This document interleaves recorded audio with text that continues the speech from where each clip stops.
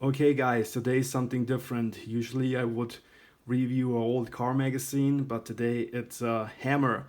And I don't want to become one of those YouTube tool review guys. I think there are so many out there and they really do a great job. I just wanted to tell you one thing real quick because I was looking into getting dollies and hammers to do more body work. And usually I would get Snap-on, or even better, I would get old Snap-on with the round ass off of eBay.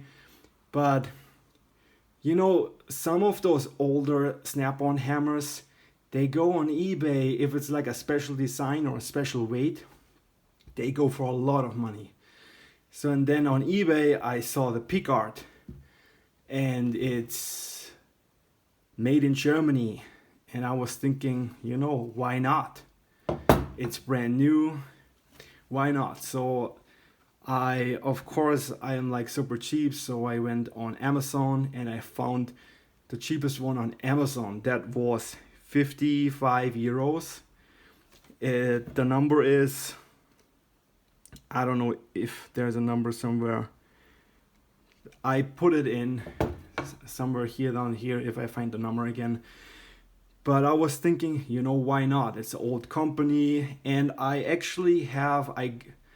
I have old hammers to do body work that I kind of inherited from a nice old man, and I always took good care of them. And I thought they're really good, like compared to something, like even like a Snap-on. I think those older ones, they are really good. I don't know if they also manufacture for Ghidorah. That's another a German tool manufacturer. I can show you a label if I find one.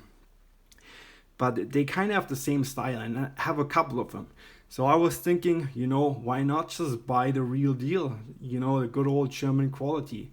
And I did not find any reviews besides, what's that guy, that Texas Mopar guy who always reviews German tools. And he has like a carpenter hammer and I don't know, stuff like this. And I guess that's okay. So anyhow, I don't want to be like the fancy Snap-on guy and fancy hammer guy or whatever. I would go down to Harbor Freight too. I have a couple of Pittsburgh hammers and they're okay. There's nothing wrong with them, especially if you have to clean them up anyways. So I was thinking, instead of buying that Harbor Freight Pittsburgh hammer and dolly kit for, I don't know how much that is, like $70 or whatever, with like 3 hammers and 4 dollies or whatever. I get like an old used dolly, a Snap-on dolly, that all-purpose one, and I have like other ones already, so I just needed like 1 or 2. And then I was thinking, before I buy like a whole set, I just buy one. So as I said, I tracked this down on Amazon and I was thinking, good brand, it's not one of those cheap hammers where you have to clean everything. And I know that if you get a body hammer, because I watched the Hot Rod Hippie guy, that you wanna like clean all the surfaces and everything and even polish them. What I did not know is I got this thing, and I mean, it's a 55 euro, that's like, I don't know, like $70 or whatever, and it came like this. And I don't know if you can see it in the light, but it is rough. If you hear this, really rough.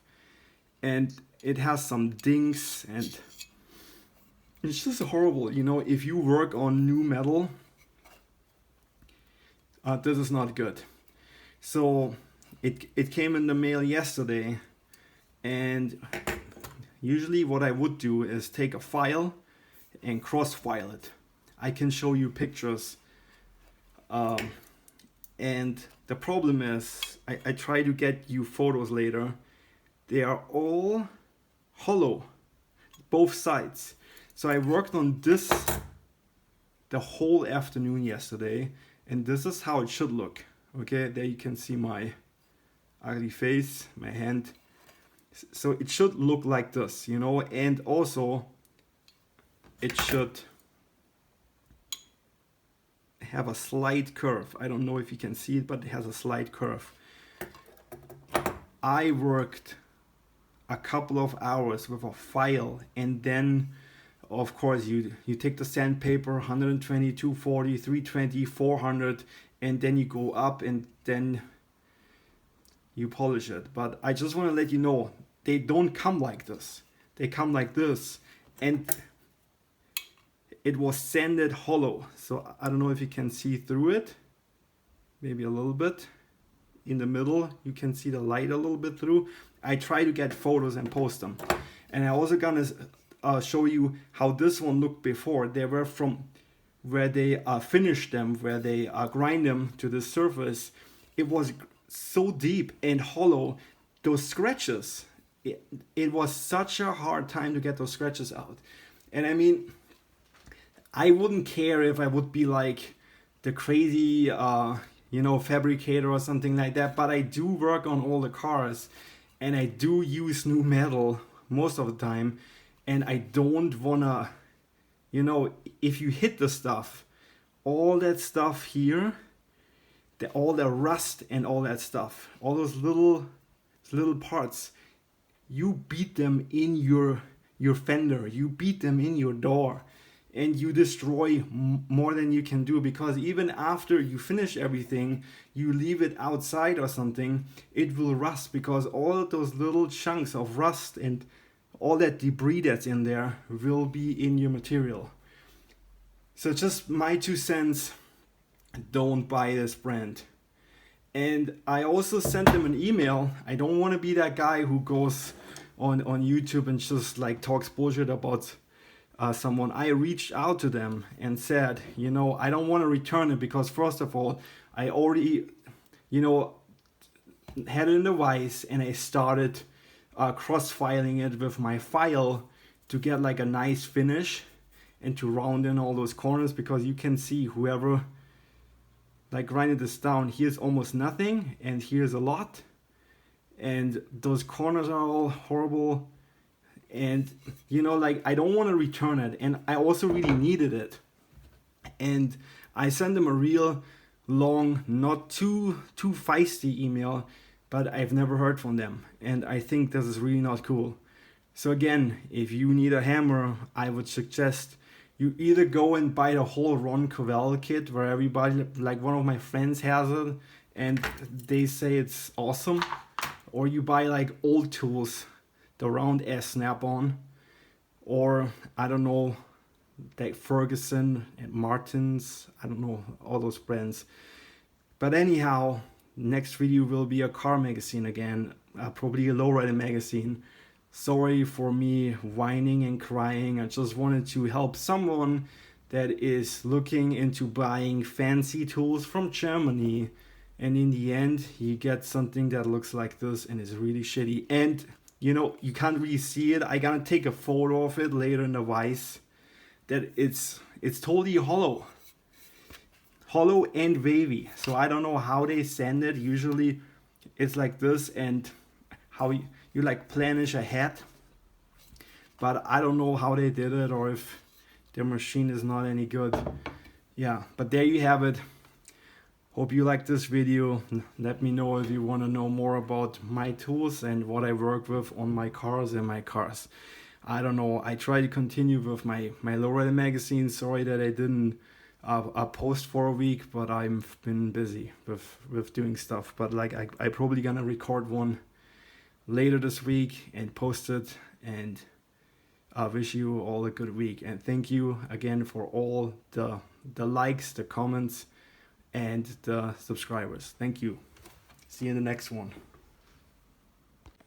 Okay, I started on the other side and already have some minutes in. I just want to let you guys know I was running a cross pattern with my trusty old German file here. I don't know if you can see it here. And I was going this way, and then I was going that way. Usually a hammer like this should be curved outside. This one was grounded down from the factory when they finish it hollow. So you have it hollow here, and also you can tell it's wavy. It goes up, then it goes down, and then it goes up again. it shouldn't be like this.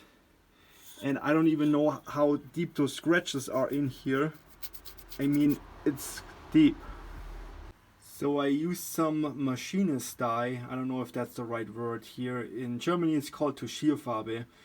And I let it dry, and then I was running the file over it, so you can even more see the low spots and where it's really wavy. So this shouldn't be on a body hammer like that. So I gonna continue working on that. I don't know if I'm gonna post the finished result because it takes me a whole another afternoon. But I gonna load up that video, and I hope it helped someone. See you in the next one, and as I promised, next week a new Lowrider magazine video. Sorry. Goodbye.